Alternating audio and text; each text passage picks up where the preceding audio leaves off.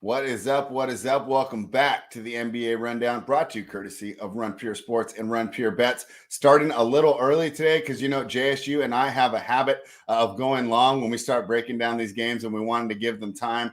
Hardwood Live starts at 4:45 Eastern, so you guys will have plenty of NBA talk from the Run Pure team today. JSU, we are excited to start talking some basketball. How's everything been with you?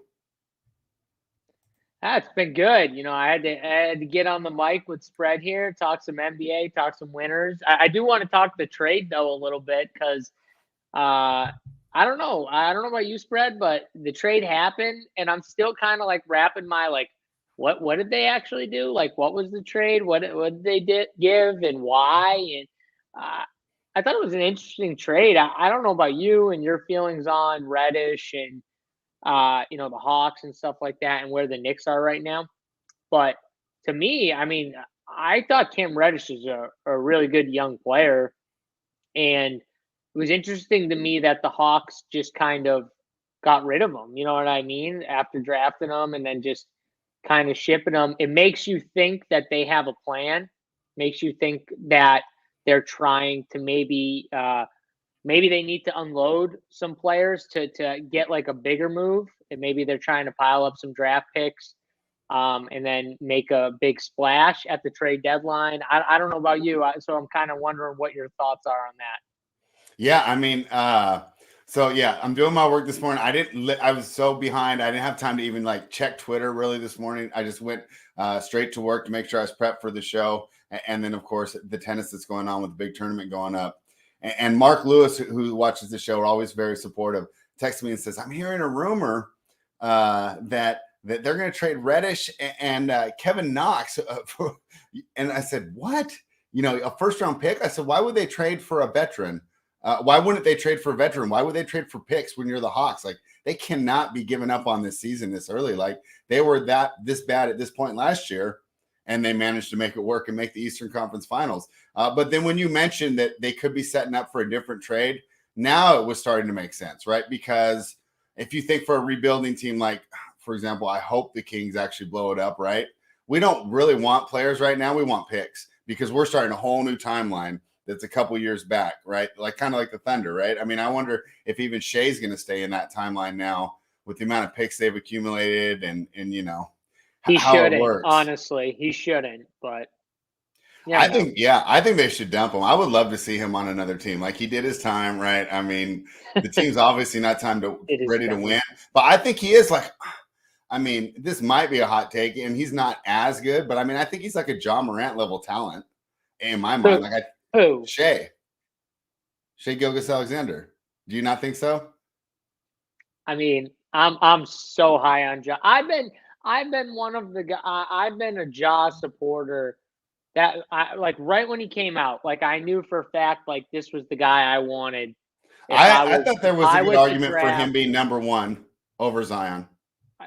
I understood the Zion love, and I didn't like poo-poo it. I wasn't like that was an awful pick. Zion, there's a reason why Zion went one. I mean, the dude, look at the guy. He's friggin' massive, and he can move, and he can dribble, and when he's not, 300 and something pounds, obviously, like he needs to lose some weight, but like when he's in basketball shape, no, Zion, it made sense for them to take Zion because he's not like a big stiff, right, Spread? He's not just like a, throw me the ball, post me up, where the NBA isn't going that way anymore, right? Post up guys are getting less and less. I mean, they want you to be able to do that, but they also want you to be able to stretch the floor.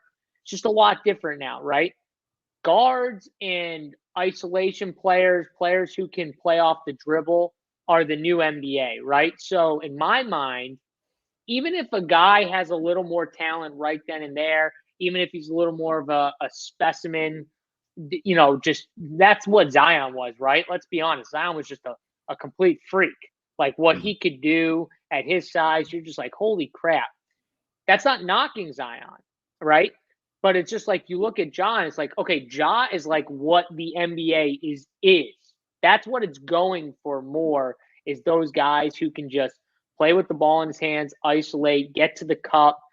Developmental, in my opinion, his jump shot was a little sus, especially the deeper range, but he had other things. The floater game was there. He had other things to make it work. The athleticism, even then, was off the charts for him. He was a smaller guy, though, but he was still really athletic. And I'm like, that's what teams need. Like, if you don't have a guard like this, you're not going to win in this style of NBA, because this is what teams are going towards, these super athletic guys.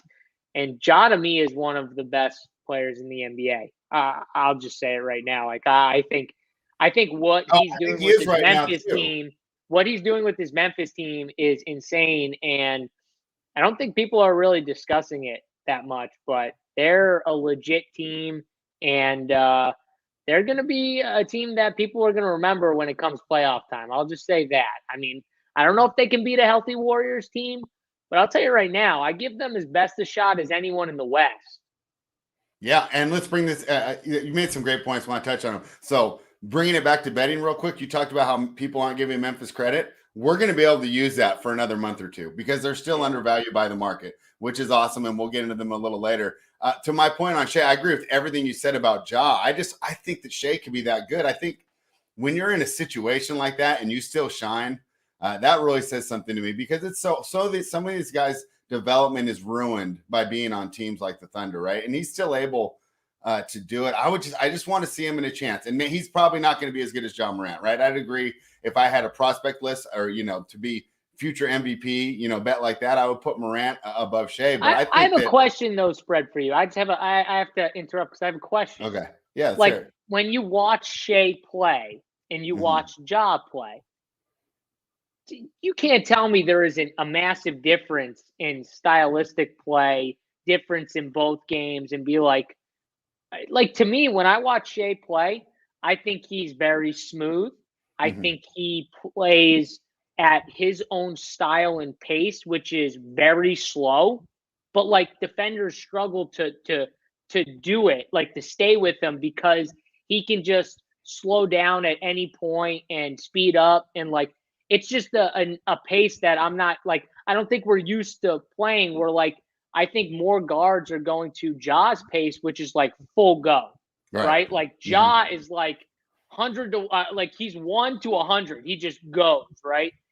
Shea is more he's just very methodical with the ball in his hands, and I think it's very different. I don't see them as honestly comparable guys. I think they're very different guys. I think maybe I didn't speak myself clear to try and clear it up. So let's go back to 2018, right? Steph Curry was the best guard, right? James Harden was right below it, even though they were stylistically a lot different. I guess my point is I could see in 2024, Ja Morant is the best guard in the NBA, but Shea's right there, even though he plays a different style. Okay. That's what I was trying to say. And I guess in my head, I was thinking they're the same, and I'm like, no, I meant the same potential. Even though they execute different ways, they have the same level of potential. Now, maybe it's not the same, but I really think he could be that good. And the reason, if you guys are just joining us, that we're talking about this is because we started with the Cam Reddish trade, and I didn't understand it at all. I think Cam Reddish is a great player, and JSU brought up the point, well, they did get the pick, and now the pick is to be able to acquire a veteran for a rebuilding team, a team that's starting over. And the first guy that came to my mind that I want to see in a different situation is Shea Gilgeous-Alexander. Let's direct it back to the trade real quick, because I'm still surprised. I think Cam Reddish is going to be really good. He's a guy that really I felt was a victim of a lack of usage there, and it made sense because he's not as experienced and he's probably not as good an option as Trey, right? But I think he's really a legitimate option, and talk about a beautiful situation for him. Number one, he defends, so Tibbs is going to like him. And then as well, they need that offensive usage. And I felt that he showed, and we took advantage of it, on the DFS side when everybody was out. Hey, I can be a number one, right? It would be more likely to be a number two. But I felt that he displayed that. Are you surprised? And what do you think of Reddish's fit with the Knicks here? Yeah, so I might be a little biased because coming into his draft, I was a monster Cam Reddish guy. Me and my two really good friends, we do this thing every year where we kind of put money on one guy. We all pick one guy, and Cam Reddish was my guy. 10 years down the line, who is the guy with the best pro career? We try and stay away from picks 1 and 2, obviously, but who is the guy, and we all pick one guy. And Cam Reddish was my guy in that draft who I loved. I thought that he had the best mix of he can play defense. He's big enough. He can switch. He can do all these things. He's not like some small guard, right? He can play two guard. He can also play the small forward position.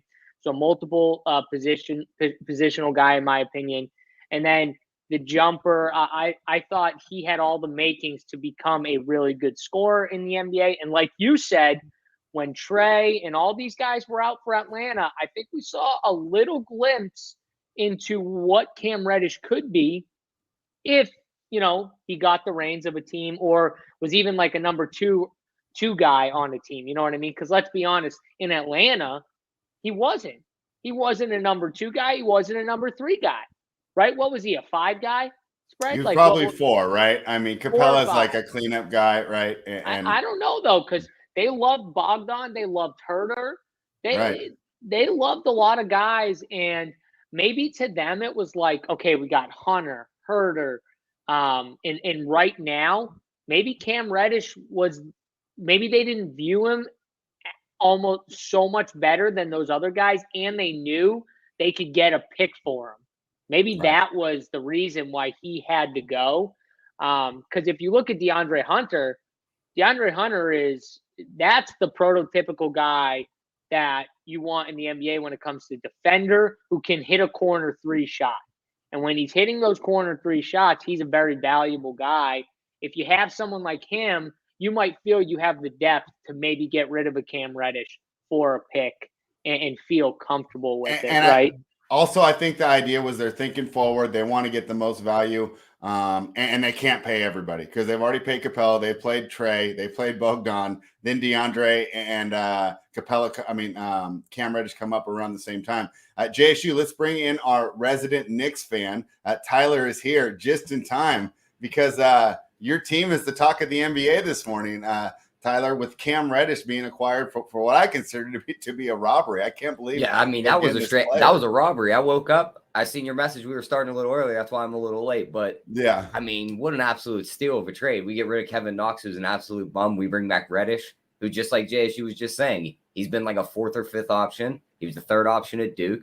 We haven't seen this guy as a 2nd or 3rd option yet. This dude could be really good. So I'll gladly take that.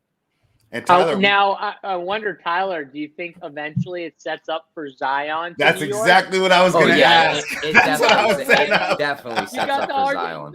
It sets up for Zion, right? Yeah, 100%. Get rid of Randall, which Knicks fans and Randall are like, now they're all chanting for RJ. Yeah. You watch some of the games, like the Spurs game where RJ was like going nuke and the crowd was just going nuts for him. Yeah, they love him up there. Yeah, they love him. Yeah, Randall not so much though. I think Randall's going to be. He'll get traded back to the Pelicans for Zion. Could you imagine? There has to be a 3-way. He can't step back into that city, can he? I mean, you never know with this NBA. They just trade players around like crazy.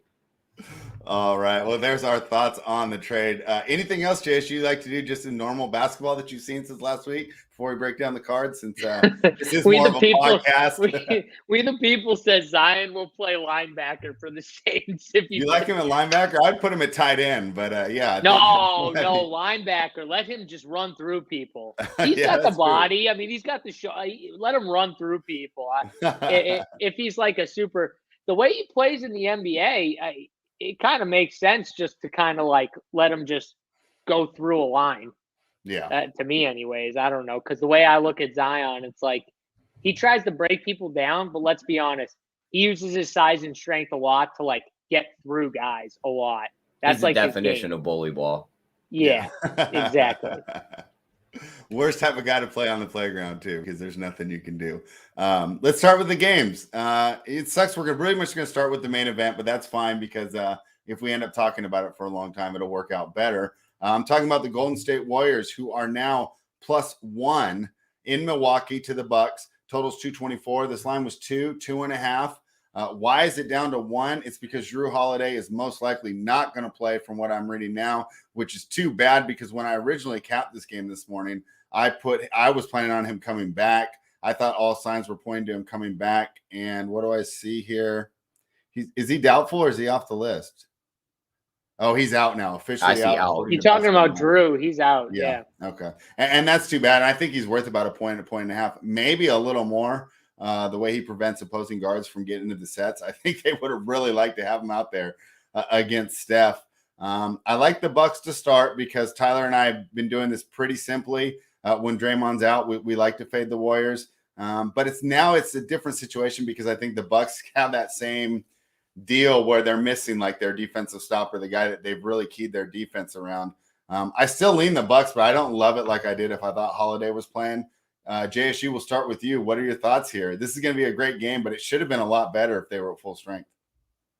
Yeah, I know. It stinks for both teams, right? Like you want to see both teams at full strength, especially in this type of matchup where Draymond would be a monster piece to Golden State and their plan for not stopping Giannis, because let's be honest, it's really hard to just completely stop him, right? Slow him down is more the keyword phrase that I want to use. And with Draymond out, that kind of messes things up, right? In my opinion. And one of the other things that I think nobody's talking about is the integration of Clay back into the offense. And what I noticed from watching that Memphis game that was really telling to me was in the fourth quarter when they were down, and they weren't down a massive amount, right? It was like a 7-point lead or something like that. There was a few minutes left on the clock.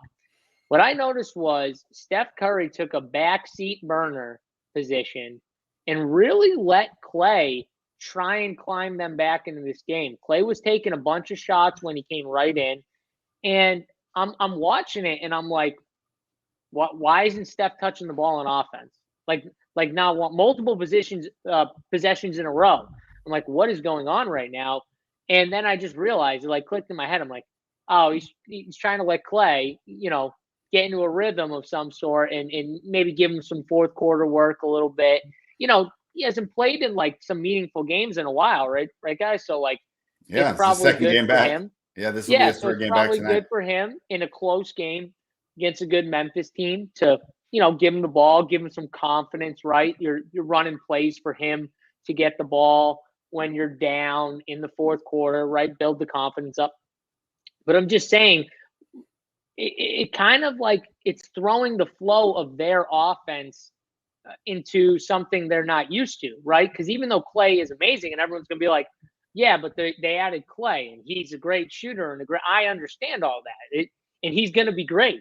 And in 2 months, they're going to be destroying teams, or in a month, they're going to be destroying teams. Why? Because once everyone gets healthy and the chemistry gets back to, everyone knowing where they are on the court and everyone just getting each other involved, then it's going to be fine. But right now, I think they're trying to really focus on getting him the ball and getting him implemented into that offense. As it stands, I think I lean Milwaukee with that being the case at home in this spot here. Like you said, I'm not going to say it's probably not going to be my best bet, but I will lean with the Bucks here just because I think it's going to take some time. And I also think Draymond is a big key in getting Clay better shots, just like he gets Steph better shots. Yeah, I mean, that's pretty much a great breakdown. I feel a lot of the same way, especially about integrating Clay. First of all, he doesn't need integration like a real ball-heavy dude, but you still want to get him comfortable. And I felt that was kind of like a championship mindset by Steph. We can lose this game, right? In fact, I don't even mind if we lose this game. I don't want my guys, because at this point, Steph's thinking like the leader. I don't want my guys overrating Memphis because they're probably our biggest challenge, as crazy as it is to say, right? It's got to be Memphis or Phoenix in my mind. I think they match up really well with Utah, and then of course Los Angeles has potential with AD back because he's so good. But they really have to be thinking as Memphis and Phoenix is the two top challengers. Steph's saying, let me feed my guy. Even if we lose, this is good for the long run. We need to make this integration happen as fast as possible. Right. Like I'm not trying to get a W and taking a full month to get Clay back into it. I think you made some great points there. Tyler, pretty good game tonight. We're starting with the main event. What do you think of this one? Yeah, I mean, it's going to be a really good game. Wish Draymond was playing, but I think JSU hit a lot of points in this one. I'd probably lean the Milwaukee side just because him being out, they're still trying to work Clay in. but I was looking at the props. Milwaukee gives up the most threes in the league. They have Steph at 4.5 at plus money, and you can get Clay at 2.5 at plus money. I think those are both worth shots against this defense. Yeah. Give me 2.5 for Clay. Give me the over. Can we do a Splash Brothers parlay there? Can we parlay those, Tyler? Yeah, you can. Maybe we do a Splash Brothers parlay. We'll think about that by the end of the show. Any more thoughts on the main event before we move on? I think the total might be a bit too low. I could see these two teams getting up and down and putting up a ton of points. Yeah, especially if Golden State's hitting their threes. Yeah, I was about to say it could get ugly if they're hitting their threes. Yeah. All right, JSU. I don't think we're going to get bombarded by news. This is the first game on the slate. That's kind of cool because I'm pretty sure people are going to load up on it. How are you approaching this game when you're building your lineup tonight? Honestly, I don't like this game for DFS. I think you stay away from it. Right. Yeah, I think you stay away from it. Well, let me take it back. It's a 5-game slate, so maybe not stay away is the best word, but I don't like many of the pieces in like the mid-tier range. I think you could play the studs. I think you could play Giannis. You could play Steph. Again, the only thing I worry about I would love Steph in this matchup. Tyler brought up a great point about the Milwaukee giving up the most threes. They've been doing this for years. And it's mainly one of the reasons behind it is when we say the most threes, I don't want people to get it twisted and be like, these are just the best 3-point looks ever. It's just when you look at, against Milwaukee, do I want to drive to the basket against Giannis or would I rather, these guys are taking jump shots, maybe over trying to attack Giannis down in the paint and stuff like that. So we got to be careful with that. But at the same time, I just think that some of these price tags on these guys are a little too much. Clay right now isn't getting the minutes. If you told me he was playing like 35 or 33, yeah, 5,900 for Clay, I'd be all in. But no, he's probably going to play like 20-something again, 21, 22 maybe. I don't want to play Jordan Poole with Clay back, Andrew Wiggins, Porter, Looney, all these guys priced up. No, thank you. Gary Payton priced up. No, thank you. Everyone fell into the Juan Toscano Anderson trap last game. I didn't really like him that day, which was kind of interesting, but he just doesn't have skills. He got a contract for Golden State because he was a hustle guy, which means he was like a poor man's Draymond. Like, think of Draymond with like literally 50% less of his skills, and that's what Juan Toscano Anderson was. But like a young kid who was diving for loose balls, jumping over the chairs and stuff into the stands. That's why he got a contract. It's not because he was a great passer, a great rebounder, a great shooter. So like, be careful when you pay for like some of these. At least know who you're playing and going with when they're cheap guys. To say all that and then to say, I would think if Golden State were to struggle stopping Milwaukee, this matchup could set up more for Toscano Anderson to see more minutes against Giannis. Just depends on how they're playing on offense too. So I'm going to stay away spread. I think that I'll probably be off the Golden State side completely.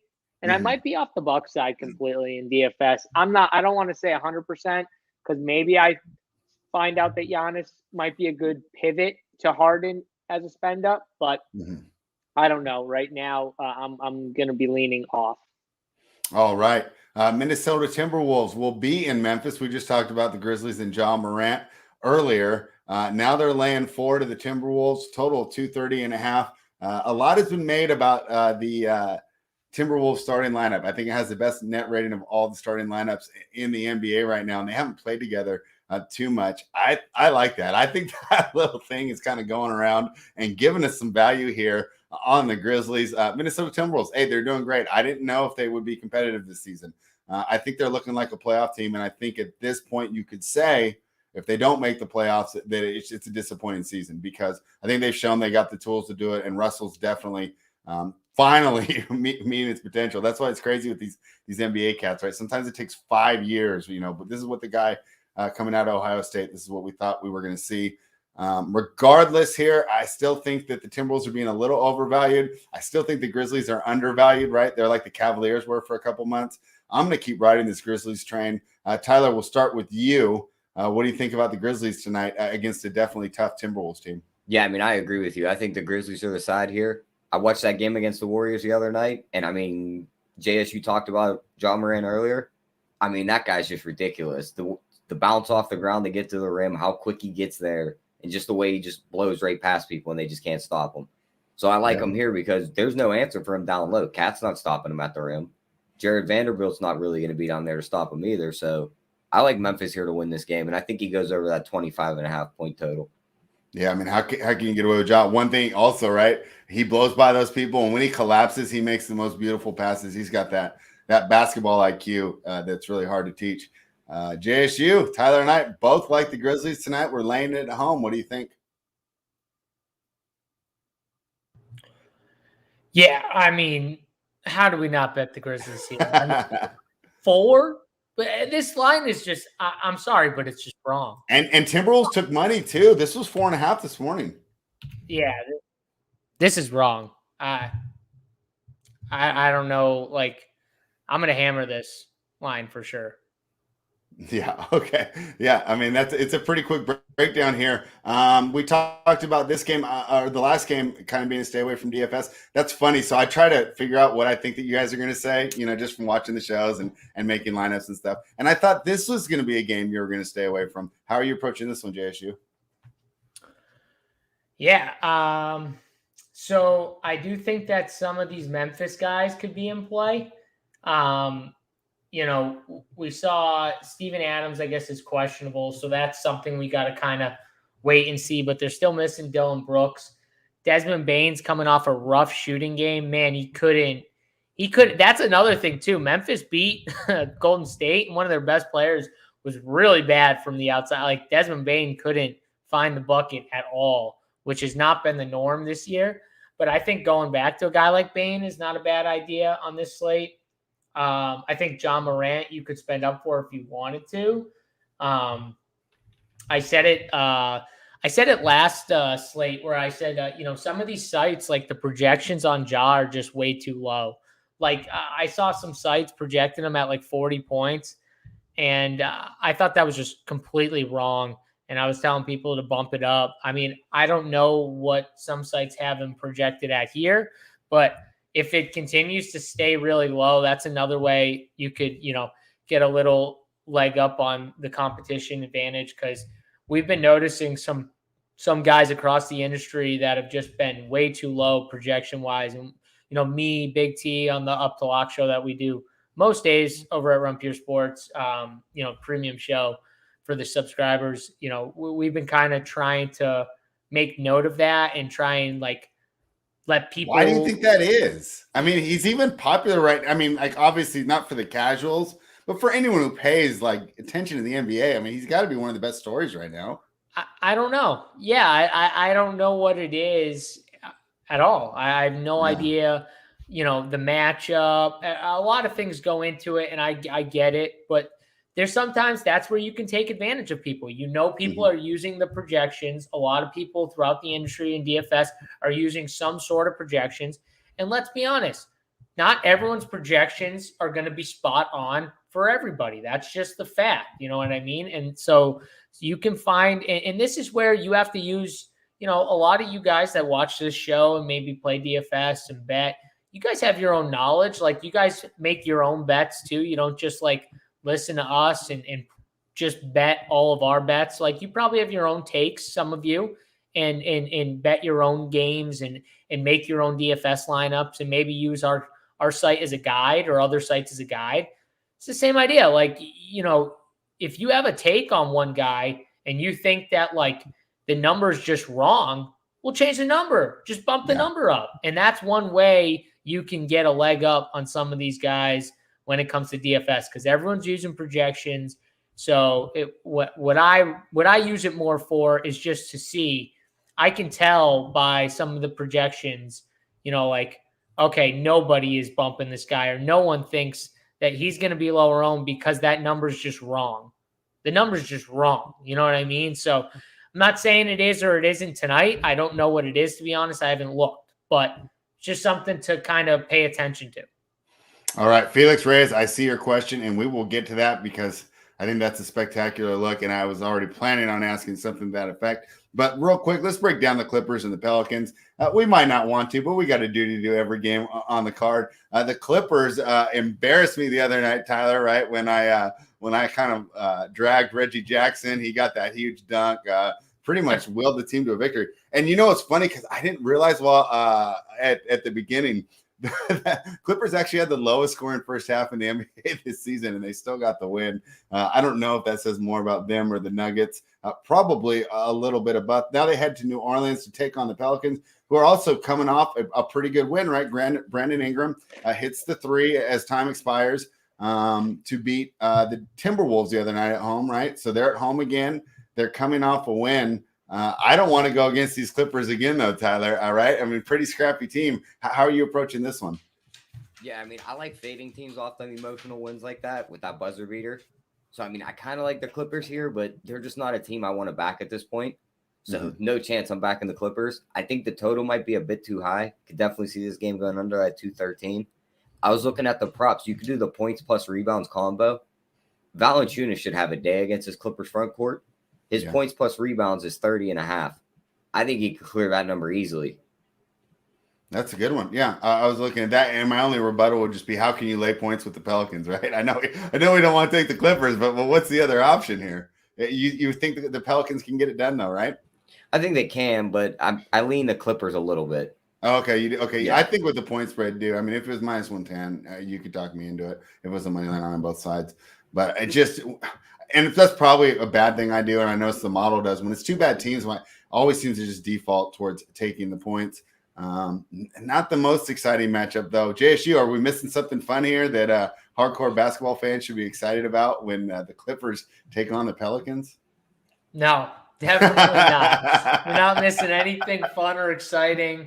Clippers games are neither fun or exciting. I've watched a bunch of them this year, and man, some of them are just really bad to watch. But, at the same time, I think the Pels are the play here. I think I'm not going to get cute with this. I don't love this game, to be honest with you. Mm-hmm. I know there were some people in the chat saying that the first game was a game like I hate to bet. Yeah. I don't want to bet either of these teams, to be honest. I think the Pels are the way to go. I think if I have to bet this game, I will bet the Pels, but I might just stay away from this game altogether. I actually like the Joval look from Tyler a little bit more. If I were to, I like that much more. It's almost like we were talking about. You guys remember what happened in their last matchup, right? No, that was Joval's giant performance from. Was that the 66 ball that he had or something like that? Yeah, when he put up. Well, let me see. He had. It was like a massive 15 number. Rebounds, 39 points, 7 from 8 from 3. Oh yeah. Now someone was out for that game though, right? Wasn't Ingram out? I believe so. No, I think played. Oh, really? Was Graham out though? And no, Graham played. The starting lineup again was Graham, Ingram, Hart, Jones, Valanciunas. Okay, so they had their main guys. Yeah. Wow. I mean, it's a great spot for someone like Joe. And so you got his points in rebounds prop, right? You said 30.5. Yeah. Yeah. I mean, you could 20, even take 21 and 10. It's like, I think he's good for 21 and 10. Yeah. Yeah, for sure. And he might do, I think he's going to do more. He could do more than 10 rebounds in this matchup. I mean, look at, he's got 16, 15, 17. He could easily do more than 10. So, yeah. What do you think for DFS? We just talked up Joval's potential here. Let me pull up his price tag real quick. But he's at 8,600 and 5-game slate. We can't just take him off the table. How are you approaching this? I think that if you wanted to find a play in this game, I think Joval makes some sense. If you wanted to spend a little less money, though, I'm just going to keep down up. Josh Hart has been playing really well for this team. He's consistent. He's probably not going to give you the 50 bird. He's probably not going to give you the massive DFS games, but at the same time, he could give you 35 to 40 fantasy points. And on a night like this, that's a solid, solid enough, I think, for a guy like Josh Hart. And I just like his rebounding numbers are pretty well. He's been scoring, in the double digits. I mean, what he's been doing is solid, for DFS. And when you get these smaller slates, locking up those points like that is key. So I think Joe Val and Josh Hart are the two guys that I would stick to from this game. If you wanted to try and pull a Clipper, maybe Marcus Morris. But I think we saw the volatility and just the difference. Like, they're going to just ride whoever's hot. Eric Bledsoe starts getting hot. Reggie Jackson. Last game it was Amir Coffey, right? Terrence Mann. All these guys, like, it's just so unpredictable. And they don't want to push their veterans. They don't want to push Reggie Jackson over like 31 minutes. Like, they don't want to push some of those guys. So I'm probably going to stay off the Clippers. You could maybe take a shot with like Amir Coffey just because he's young, and it seems like he might be someone that they don't mind playing a bunch of minutes, but they don't like playing a lot of these veterans big minutes. I've noticed that for sure. Even when they were down a bunch of guys, they still weren't riding like their veterans monster minutes. It was kind of interesting to me. Yeah, definitely. I think Ty Lue doesn't get some credit. Probably a pretty good call there. This is the one I can't wait to hear you talk. Just the matchup game here, JSU. Thunder plus 5.5 in Brooklyn, taking on the Nets minus 5.5, total 216. If you bet New Orleans overnight, congratulations, because Oklahoma City overnight, congratulations, because Kevin Durant, LaMarcus Aldridge, Kyrie Irving, Nico Claxton, Patty Mills all out. Only Kenrich Williams and Isaiah Roby out for OKC. Line is 5.5.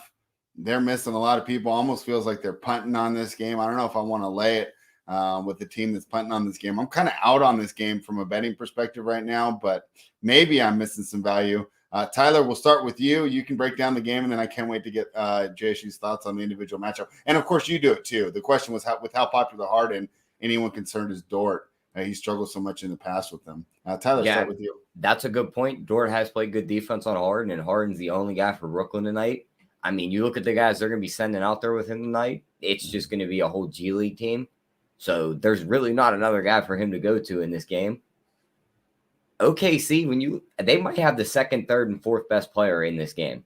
You think about it, they got Shea. Giddey's probably up there at this point. Who else is better than him on the Brooklyn team behind Harden right now? That's going to play. I have to look at who's. Let me pull. Thomas might end up being pretty good. But right now, I'd take Giddey over Thomas. Yeah. Right now, you take Giddey over Thomas. That's fine. But I'm just saying, he might be. I think he could be really good too. But right now, I think they have the second, third, and fourth best player on the floor. We've always wanted to fade Brooklyn at home spread. Give me OKC just to win this game outright. I think they are putting this game out of last night's game, so I think they're going to win it. Give me OKC. I kind of like that. It doesn't seem like there's many scenarios where they don't you cover, could do, where they cover and don't win, right? On FanDuel, you could do SGA 25 plus points and OKC wins at plus 600. What are they right now? Let me check Bookmaker. If I just put it out, it always logs me out, right? I can't. They're about plus 200. I see on FanDuel. That's it. Yep. You'd think it'd be more than that. All right, JSU. Well, I put that bet in. You talk to me about how you see this matchup going. Yeah. So if you bet Oklahoma City before, congratulations. Before all these guys went out, I kind of lean with Tyler that I think the play here might be OKC. I've talked about it all year. Brooklyn can't stop anybody. They literally can't stop anyone. Their team goal is to just score more. That's what they want to do. They just want to offensively beat you down, and that doesn't work. Like right now, especially the regular season, like you need to play some defense. And I think in the postseason, you'll start to see them like try a little more on defense and stuff like that. I've seen Kyrie and James Harden both go from absolute terrible defenders to some of the best defenders in the NBA. If you only watch them play in the playoffs, you'd be like, these guys are bomb defenders. I'm telling you right now, this is what happens. These stars just know on pure talent alone, their team is good enough to get in the playoffs, to have a decent seed in the playoffs. They know they're going to lose some games, but they also know that they're going to win more. just on their individual talent. And they don't have to play defense that much. Like, that's just the fact. And then when they play like the good teams in a series, they're going to have to lock up a little more. That's going to happen. But right now, I think OKC's the play. I think that Tyler on the money line, it might not be a terrible way if you want to take a real shot or stab on OKC. My problem with OKC always has been they run out so many friggin' dudes. They play 10, 11 guys off the bench. These are not good players, may I add. Like, these are not good bench players. They're really bad. But they're good enough, I think, to hang with this Brooklyn team who's down so many guys, and they don't play defense on top of it. This is a spot where I think OKC comes through. And I also Josh Giddey has been hooping. And one of the things that I've noticed with him is not only has he been playing well, but they've been letting his minutes start to come up a little higher recently. Like, in the beginning of the season, if he got like 30, you were like, oh, that's good. Yeah, 31, 30, that's nice for Giddey. Recently, they've been letting him go. These are just the last 5 games. 36 against Dallas, 35 against Minnesota, 30 against Minnesota. It was a blowout. 32 against Denver, and 36 against Washington. That was the last game. The minutes are starting to trend up, and the 2 guys they give minutes to are really him and SGA, like big minutes. Love seeing that. The assist numbers are nice. The rebounding numbers are really nice. I wouldn't be shocked if he went over his assist prop. I'm looking at it right now. 6.5 right now is the prop. I think his rebounding prop is 7.5. That's plus money. That's a little high, but I don't know. Who's going to be in this front court to stop him, though? I was going to say Josh Giddey. What's his triple double number? It's like plus 1,100. It's plus 1,100. It's definitely worth a shot tonight. I think it's worth a shot too. Yeah. 18, 6 and 8 the last game, 11, 7 and 8 the game before that, 10, 5 and 5, 14, 6 and 15. And then the game before that, he actually triple doubled. So I think we might be due for another one. Yeah, you're probably right. You probably just take the shot. I mean, yeah. All right. How do we approach in this game? I figured, leave the lineup clear because I should be stacking this one up, right? I mean, who's going in there for you, especially from this Brooklyn side, right? Yeah. I mean, this whole game has to be in play. I mean, these Brooklyn guys are going to play massive minutes. Outside of James Harden, which everyone's going to play, obviously. Outside of him, you've got, let's see here, Cam Thomas has got to be the next guy. They've been giving minutes to Kessler Edwards. He probably gets some run. Duke Jr. probably gets a little run. And then Day'Ron Sharp, who started at center last game. I think he starts again here. Big body dude. He doesn't need offense to be run for him either, which is nice. He can kind of get there on just kind of rebounds and putbacks. He's really cheap. I mean, you pretty much have all the value you're going to want from this game. So I would just get your value from this game, load up on the studs that you like in DFS.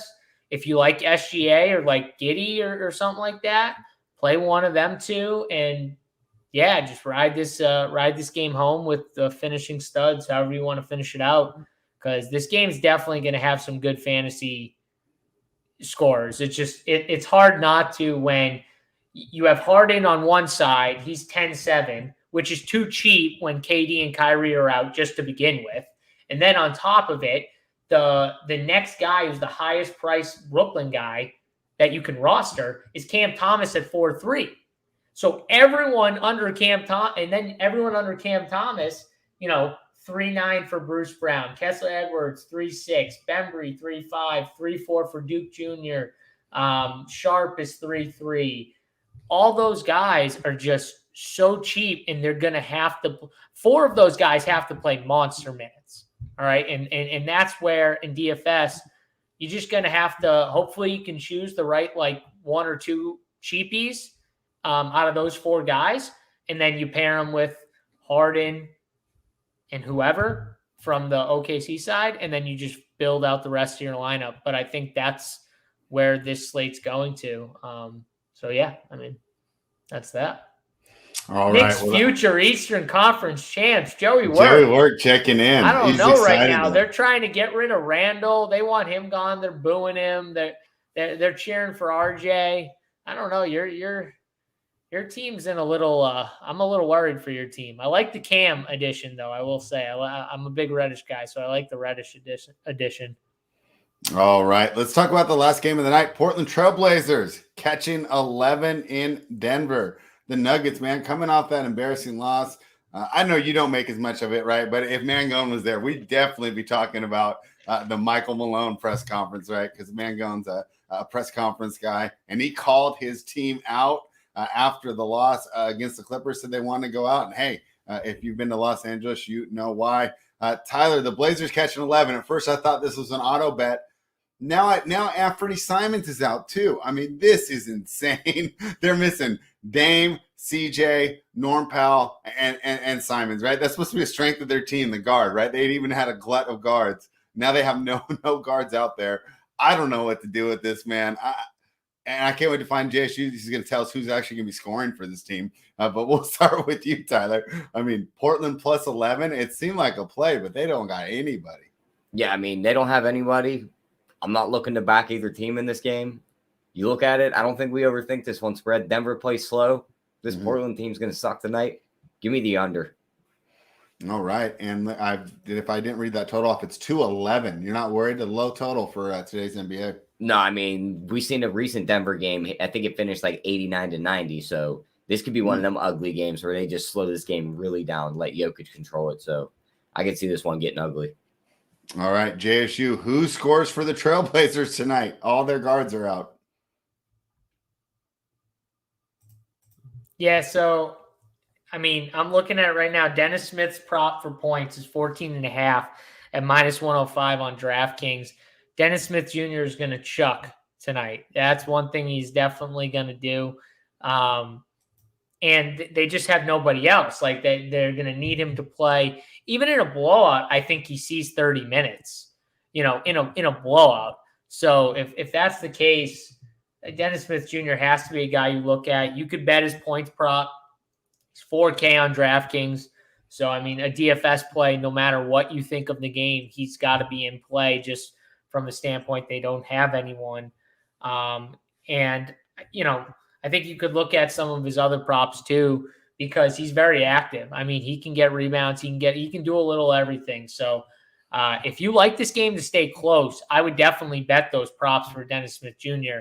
If you like Portland. Like, even if you have the thought of betting Portland, just bet some of these player props, because some of these player props are going to have to get there. Like, right. Yusuf Nurkic right now, him and Jokic always have a little thing back and forth too. I don't know if you guys. Well, because they used to play with each other, right? Yeah, so they have they know each other really well. Like, it's definitely a little pride. I think their countries are too. rivals too, right? Nurkic, Bosnian, Jokic, Serbian. I don't know the politics of Eastern Europe. I don't. My know guess that. is they don't like each other. It might be, but yeah, just my point. Like, I would mess with these player props if you like Portland, or even if you think about betting Portland, because, man, you watch Denver and it's like Jokic on the court, Jokic off the court. My God, they're a completely different team. Jokic it's not even funny. Like, he has to be the MVP of the league if this team makes the playoffs. He won't get it for some reason, but you watch them without Jokic on the floor and you're like, this team is awful. Like, they're legit awful. And yeah, they have Jamal Murray out, MPJ. I get all that, but my God, they're that bad. So I don't know. And then they're benching. I think Bones is so talented. They're benching him in the second half. Malone hates young guys. Trades Bull.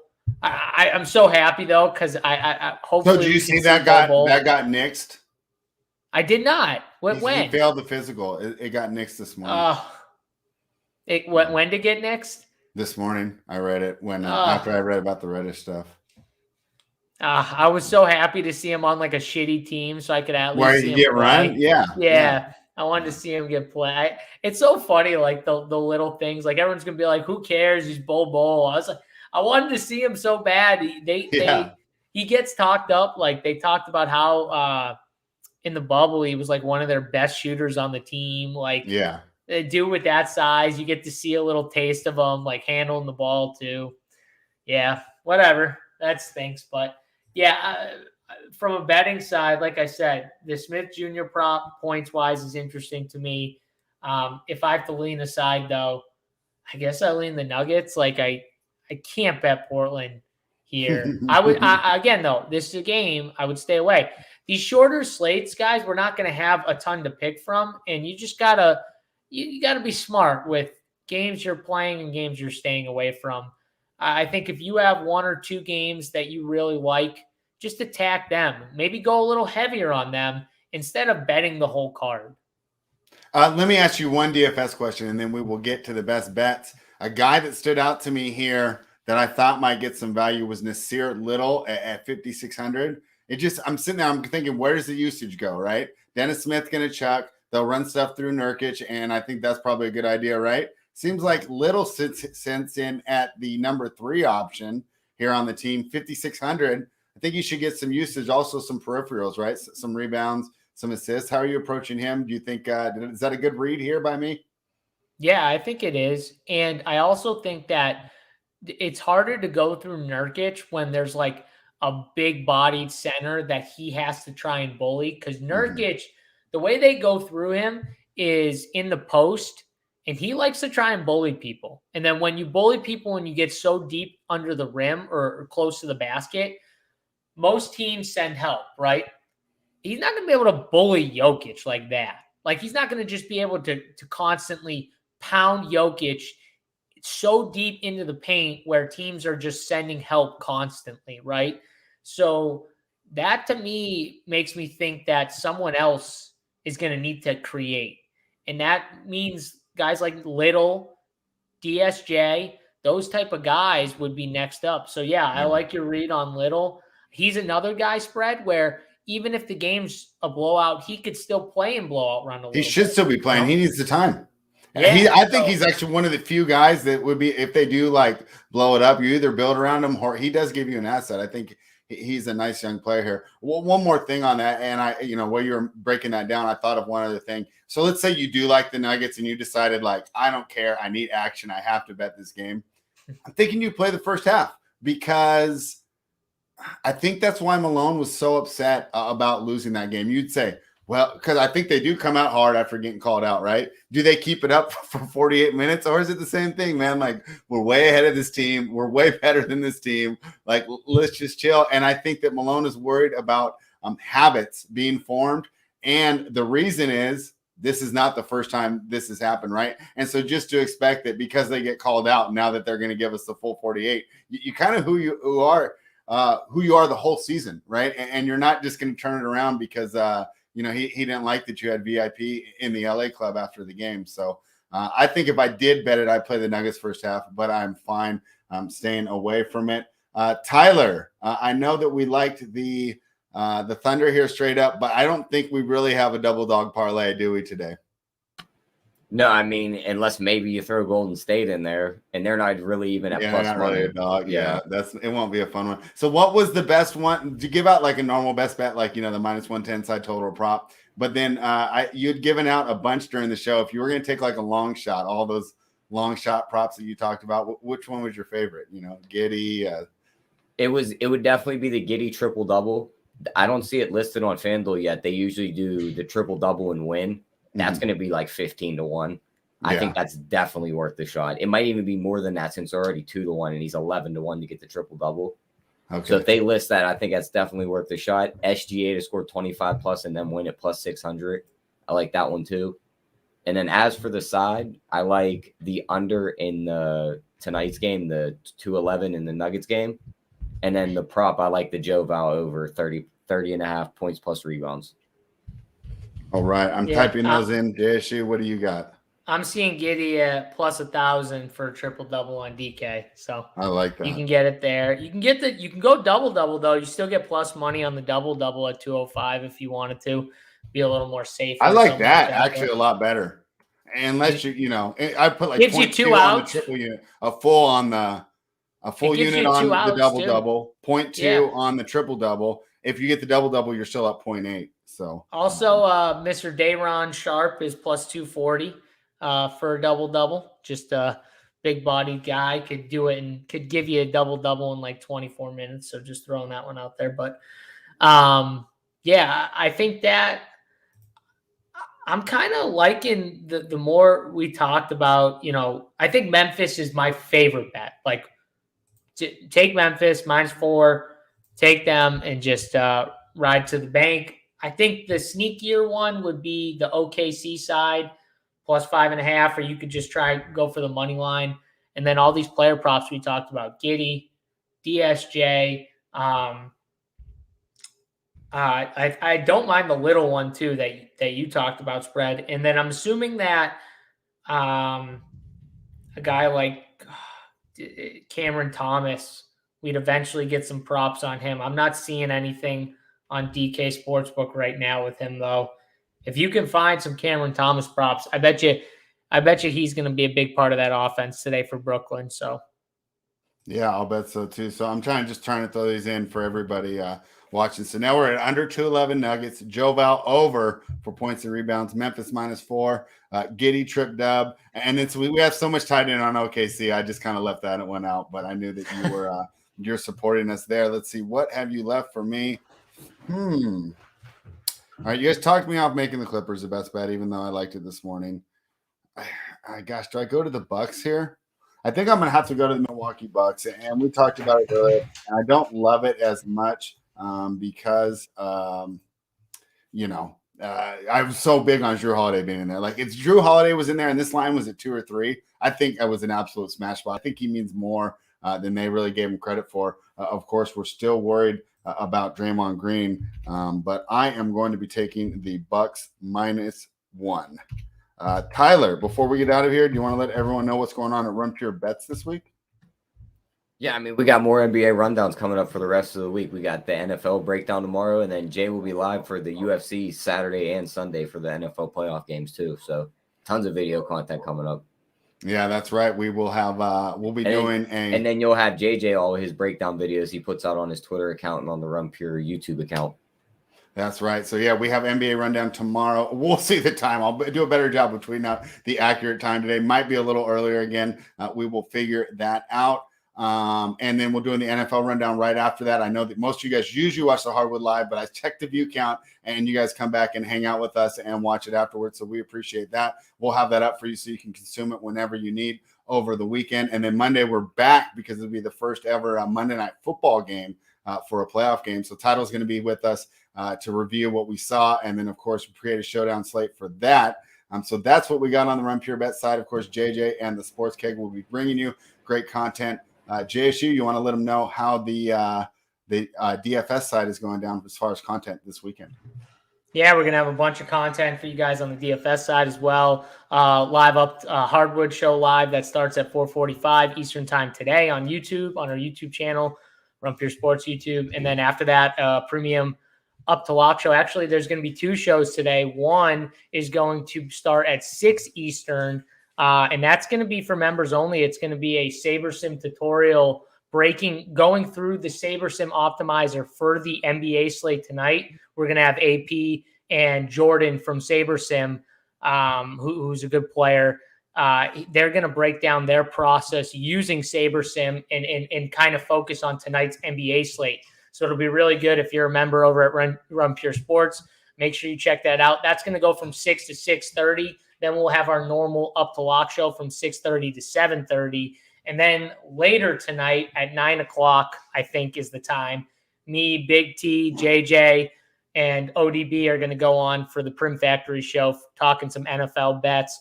We'll run through the whole card, talk about, who we think is going to win and, how everything's going to break down in the playoffs for NFL. So a lot of content. Make sure you guys check it out. That show is going to go on at 9 o'clock on the Run Pure Sports YouTube channel. So stay tuned for that. Yeah. Can we sounds get an early Super Bowl pick out of you? Yeah, Oh, put him on the spot. Put me on the spot right now. I think I know where he's going. Johnny on the spot here. I got to go with the winner. I just need to give the winner right now. You can give the winner. Give us a matchup. Yeah, you can give the matchup, or you can just who say we're going to be watching 3 to 4 weeks from now when we're all having our enjoyable My parties. dog is going crazy right now. But I'm going to say that. So I like the Packers in the West, and you know what? You're gonna have to tune in for the Run Pure Sports YouTube show. All right, that's what they call Packers it. Packers on one side. We'll see who the other side is. That's Sorry, what we call everyone. a tease. But it sounds like a great night to just put your TVs on mute, get the Run Pure YouTube channel up, and you got that on the audio. Hang out in the chat. We're gonna be having so much fun. I want to thank everybody for joining us. Quick reminder, this is brought to you by runpuresports.com. Head on over, use the promo code GETBETS to become a member. We will be back tomorrow. I will tweet out the time. It's either going to be 12 or 12:30, or that's my time, 3 or 3:30 Eastern. Thank you, everybody, for joining us, and Run Pure.